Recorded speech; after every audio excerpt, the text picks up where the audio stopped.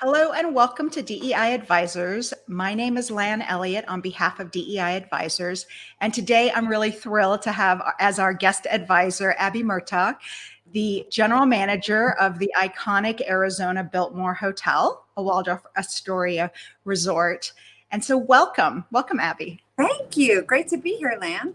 So nice to see you. And I'm fortunate to know Abby through her tireless work to foster diversity in the hospitality industry. So really pleased to be able to have her here. Now, Abby, you were appointed general manager of the Biltmore in January of 2021, and you led the reopening of the hotel, which had been a bit of a tired resort, but it was transformed over 13 months and $100 million of investment and reopened in April 2021. And I've read that it has been described as magical so far. So I'm really excited to come out there and see it in January. Can you share a little bit about how you built your successful career? Because this is one of the most iconic hotels, I think, in our industry. And to be able to open it after such a major transformation. I know you started in food and beverage and worked at some amazing places, but what were some of the factors that contributed to your success? Yes, well, it's been an amazing journey. And I have worked at some fantastic, iconic hotels. I've also worked at some maybe lesser known or completely unknown places and had, very humble beginning jobs along the way. And I think the biggest thing, Lan, was I always just loved this business and loved what I do in it. And, along the way, there have been many points where I had to make a decision. And, as I went through my life, started out as a single woman and then collected a family and had to make more choices that involved a broader audience. But along the way, always, taking some risks and sometimes taking some humbling positions because you never know who you're going to meet in that journey and how they can affect your future. And so it was really some of those risk-taking moments that really defined where I am today and helped me get here. You took a few jobs that maybe you thought, oh, maybe this may or may not be a good job for me. Does it lead me where I want to go, right? Right. Exactly. A good example of that was in New York. I was at the Waldorf Astoria in New York, and the hotel was getting ready to shut down for a major renovation, which is still underway to this day. And I was offered to take a position in Salt Lake City. It was my first GM role, so that was exciting, but sight unseen. And there's an opportunity, Abby would just like to take it. A lot of people want this job, and so we took the leap with the family. I took the leap and brought the family. We all decided to go, and after being at the iconic Waldorf Astoria in New York to a pretty modest but beautiful hotel in downtown Salt Lake City, was a big risk-taking opportunity, but I wouldn't have gotten this opportunity without that one. That's great. That's wonderful. Great way to think about, sometimes it's not a straight line in a career trajectory. Sometimes you go sideways a little bit in an unexpected way to get to the next step. Right. Yeah. So in your incredible career journey, you've had a lot of great wins, but like most people, not everything is rosy. There are challenges and setbacks along the way. Can you share a challenge that you encountered along your career path and how you approached it, maybe what lessons you learned as a result? Absolutely. So a great example, we've all just been through the pandemic, and, it really, took a major impact. We took a major impact in the hotel business because travel virtually stopped. And it was, for many of us, for the millions of us in this industry, one of the most depressing moments in our career life. And after that, I was opening the resort, and I opened the resort in April of 21. So just emerging from the pandemic. So we had to get this resort open. And it was in the midst of what they call the Great Resignation. So a time when people were like, I'm not going to join that business anymore. it furloughed me, or I got laid off. It doesn't feel right. So it was a major challenge to rebuild our people and rebuild our culture after the pandemic. And that was something that I, together with the team, really dug into my executive team as to how we could approach that moving forward, what we had to pivot, what we had to change. And we did. We created a completely new strategy with a people focus, making sure our people were first, divided our team in three: recruitment, retention, and development, and stayed steady with that focus. Now it's been almost a year, and we are almost at 100% full employment. And you want to talk about magic. I appreciate that you mentioned a magical feeling at the resort. I get that magical feeling with our people and with our culture right now, walking around the property. And it's one of my proudest things that we've been able to accomplish this so far. That's really incredible. I haven't heard too many people lately say that they're close to having their full staffing. And so Yeah, your approach really has driven a very different feeling at the property and among your employees. absolutely. We're really we're vibing. We're very proud of that right now. We're having a lot of fun. So one of your quotes is that I really love is, if your dreams don't scare you, they're not big enough. And the first time I read that, it pretty much stopped me in my tracks, and it made me think, are you thinking strategically enough about your career? Can you share how this quote came to you and how you've put this into action in your career? Well, the quote came to me when I was actually I was interviewing for this job, and one of my very close colleagues and just personal friends in the business knew I was on the interview, and she sent me a little text that day with that quote. If you're gonna tear up, if your dreams don't scare you, they're not big enough. And I just thought that I was like, there's so many reasons, so many little voices in our head sometimes that say, it's too much, it's too big, it's too scary, you're not ready. What about the family? Is everyone gonna like it? There's a whole new thing. You got to reinvent yourself. But all those little scary things, if you put them together and you put them aside, you're like, this is amazing. Like, how, if I didn't have this opportunity in front of me right now, it's the kind exactly what I would be seeking. So it was like that moment that just kind of flipped it, and flipping, that, I guess, insecurity for a minute and really focusing on those dreams. I think is something that if we can embrace that as much as possible, it really is where power comes from, and you can start making those choices that are really the best for you and just going for it. It's really great advice. And we see that a lot with young people, actually people at all points in their career, where they don't really go for it.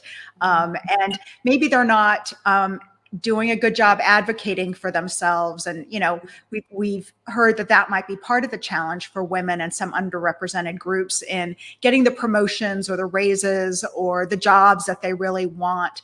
What would you tell people who are struggling to find their voice? Because scary dreams are like really a big, big step. What advice do you have for people who are really still in that negative self-talk?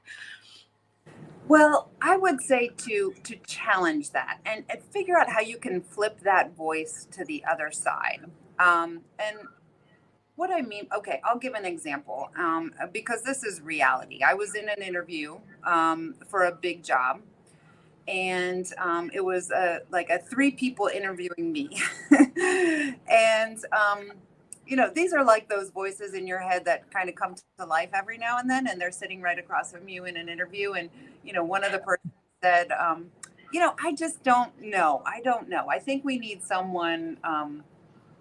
It was not a Four Seasons, but they said someone from the Four Seasons should be interviewing for this job. And I'm like, I'm sitting right here, people. So I just leaned into that, and I said, yeah, what do we like about the Four Seasons?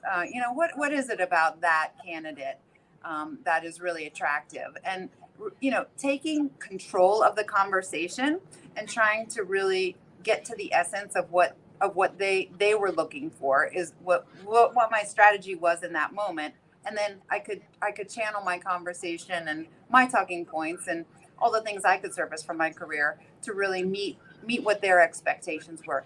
You can do the same thing with those voices in your head too.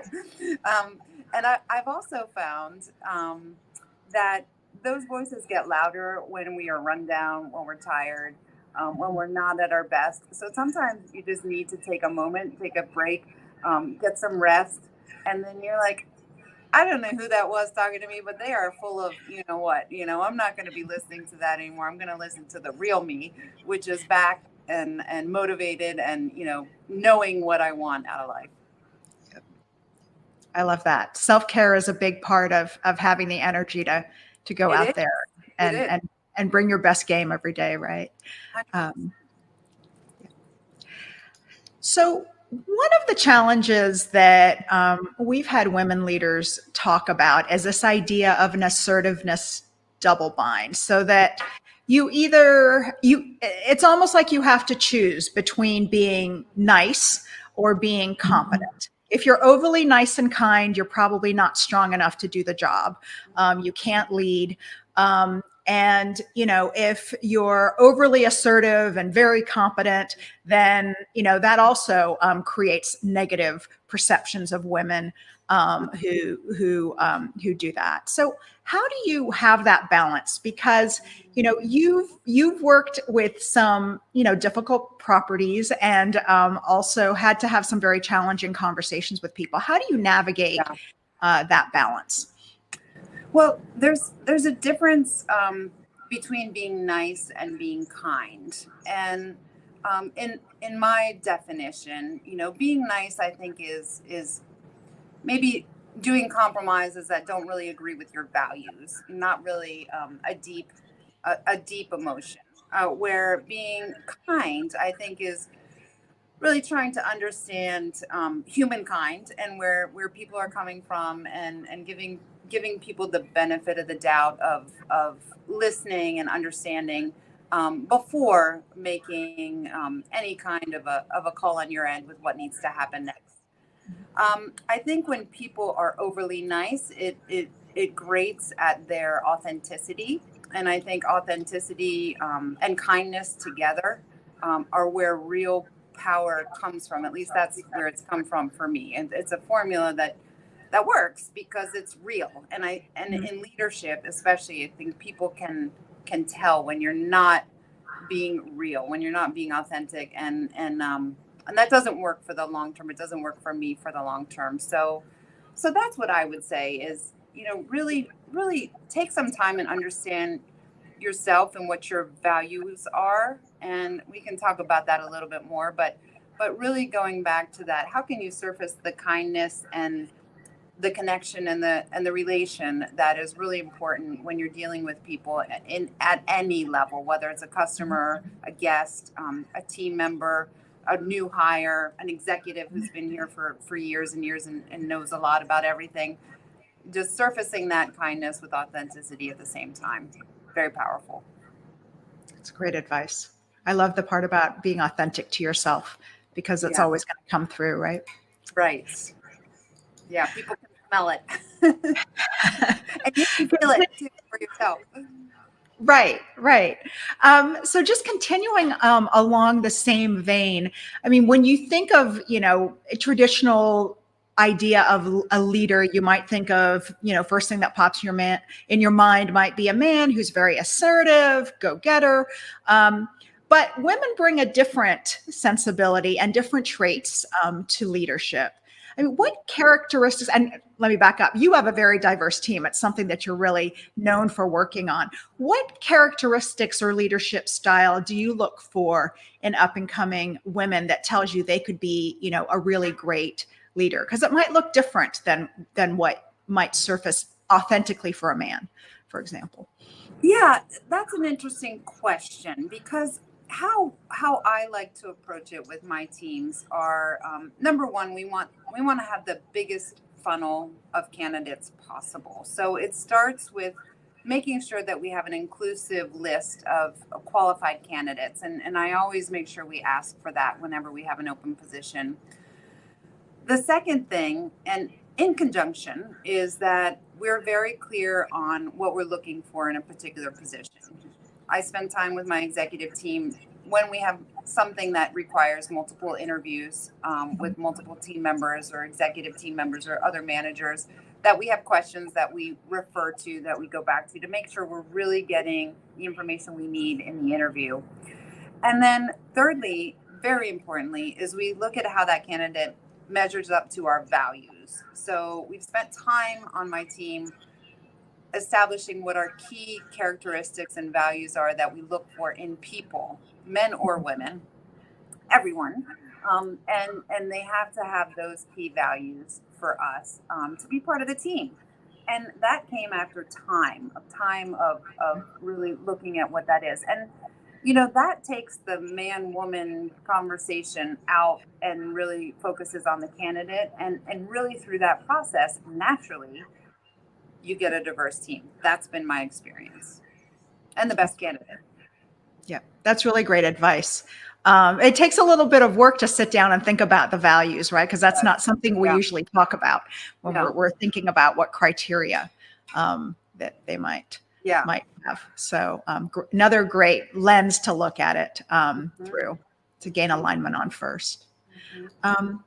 Let's switch gears a little bit and talk about mentors and champions.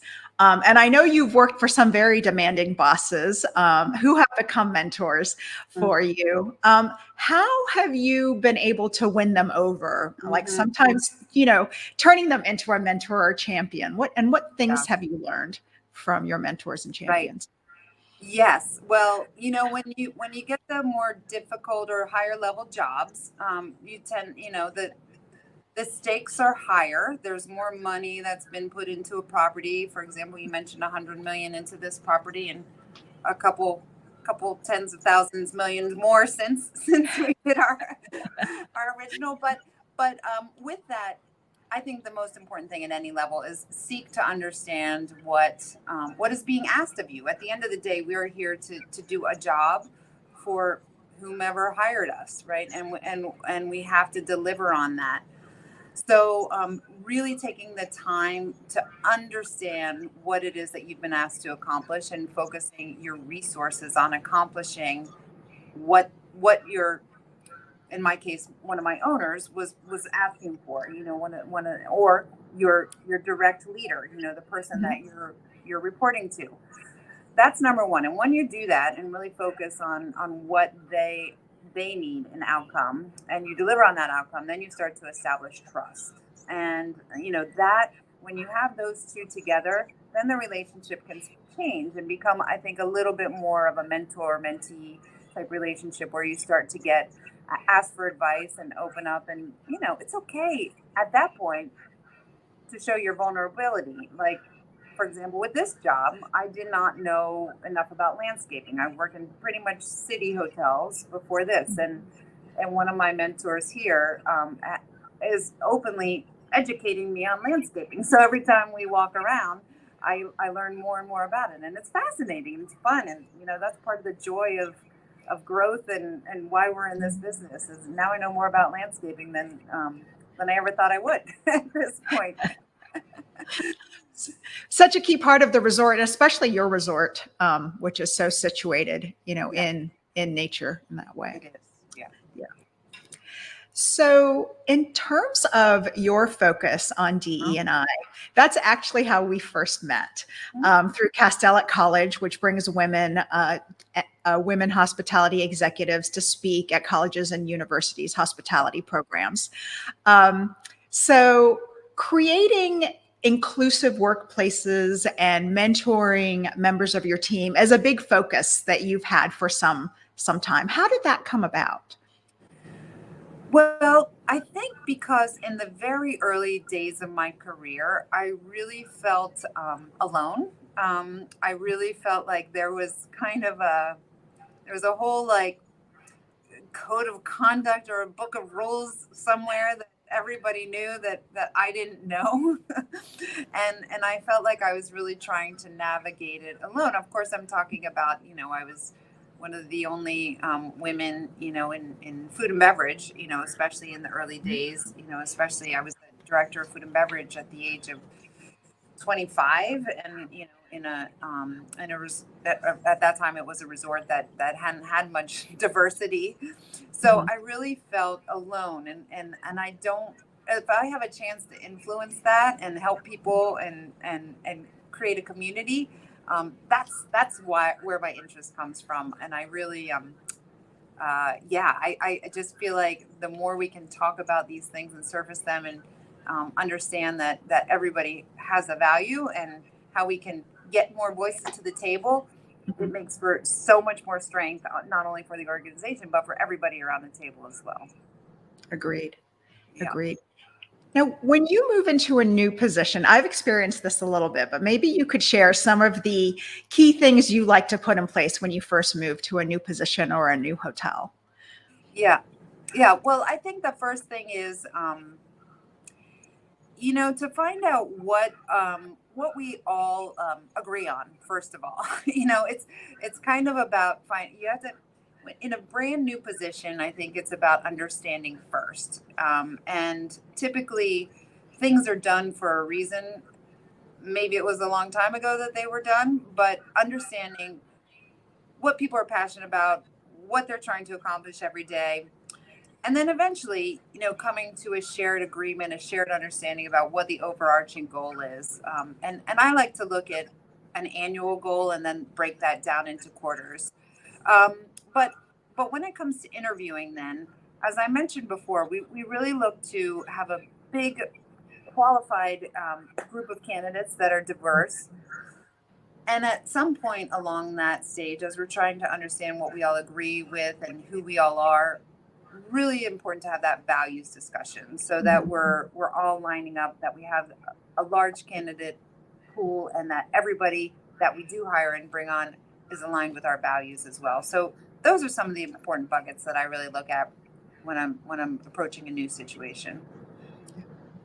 One of the things I read about that you've done at the Biltmore is one of your DEI initiatives is around executive development. Mhm. Can you share a little bit about that? Because a lot of times you get into a job and you do your job and you learn what you need to do your job, but there isn't a lot about developing people, especially, middle or senior management further. So I'm kind of curious, what sorts of things have you Yeah. done with your team? I love the development programs that we have going on here, and we have a vision for so many more in the future. But the first thing that I did is that we, through Hilton, the GMs were offered an executive coach, through a company, a third party company. And I did it. I tried it. I loved it. It's a person you can talk to, not associated with Hilton at all. But you can talk to about, hey, I have this tough situation. I'm trying to get this group to work together, whatever the case may be, and they'll help coach you through it. So I asked my executive team to try it for 6 months. So I purchased it for all of them. Many of them had never had a coach before, so it was a totally new thing. But what that helps us do is understand a lot about ourselves, about where our areas of improvement could be, what we need to work on as a leader, really surfacing that stuff. It's not easy. Not everybody loves it. So some people decided to continue on after 6 months, some didn't. But from that, we created a commitment that we would then, as executives, share about ourselves, share about our discipline and our journey. So each executive member of my team has a monthly program where they have an hour that they talk about their discipline, and they talk about themselves as a leader, and it's an open house. People love it. But it doesn't stop there. Just this week, we had a supervisor development program that we launched, and I was expecting just a few people in the room, and I was shocked at how many supervisors we have at this property, a property of this size. But that's the position where someone is just elevated from an hourly position to now having more responsibilities that we can really coach on. I mean, it's a neglected area, I would say, in a lot of places, but one that we're really leaning into to help that position understand emotional intelligence, time management, project management, just all the great buckets that it takes to develop and become a great leader. Yeah, So that's really many levels we're working on. Yeah, that's incredible, because it is a very different skill set when you go, when you first become a manager, Yeah. and you're expected, because you did a good job in your last job, that you'll know how to do this job, and it is very different skills that you need. And I love, you're mentioning the executive coach. I've had a great executive coach in the past who really helped me. Yeah. Uh, yeah, and one of the things someone had said in the past is that the hardest work that you'll do is on yourself. 100%. And if you really want to make great use of an executive coach, you really have to do some navel gazing Right. and learn about yourself and make some Right. changes. And it's hard, but it can be so worth it, in learning to lead teams. Let's talk a little bit about leading diverse teams, because obviously there's a lot of studies out there that talk about the many benefits to the business for having diverse points of view, but it can be challenging to lead diverse teams. A homogeneous team that thinks alike, has shared experiences, is going to be much easier and faster to lead. But there are benefits from having different perspective, but it doesn't mean that it's going to be fast, right? It might be a little bit slower as you pull in different points of view and perspectives. What advice would you have for leaders that are managing diverse teams for the first time? Well, first I want to make the comment that while leading a team that is not diverse might not feel like it's difficult, I think people come to agreements maybe faster, but it's not always the best outcome after they come to that agreement. So I would say every effort is worth it to foster conversations. When you have a diverse team, you're going to have different angles, different perspectives, and much more interesting conversations about how to solve problems, about what the real issues are. And let's face it, what our job is as any leader is really to figure out what the issues are and help solve them. And with a diverse team, you'll have a lot more perspective. There's a great book out there called The 5 Dysfunctions of a Team, which is like a classic that I recommend anybody read. There's a million books out there that can help, but one of the founding principles of that is that every great team is founded. You have to have trust. So the first thing to do is to figure out how to get that base level of trust amongst your team. What I like to do is led experiences like an offsite or a half day or something that we can get out of our normal work environment and really get to know each other. And if you can't afford to do a whole offsite, it's even the simple things like getting everyone out together after work for a round table or a cocktail or a dinner or something like that, to get to know each other. It's so important, and a step I think that I've seen missed often in the past, but I've also seen it done really well.